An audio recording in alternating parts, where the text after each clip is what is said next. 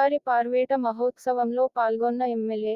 అధికారం ప్రతినిధి శ్రీమద్ కాద్రి లక్ష్మీనరసింహస్వామి దేవస్థానం ఆధ్వర్యంలో సంక్రాంతి కనుమ రోజు నిర్వహించు శ్రీవారి పార్వేట మహోత్సవంలో కదిరి శాసనసభ్యులు డాక్టర్ పివి సిద్ధారెడ్డి గారు పాల్గొని శ్రీవారి కృపకు పాత్రులయ్యారు.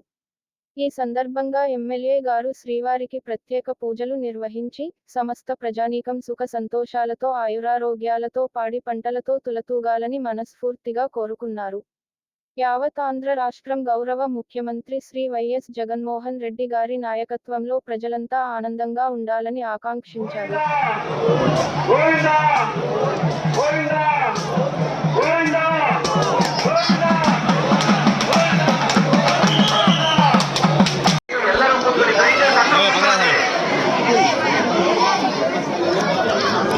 తల అడ్డం పెట్టారు.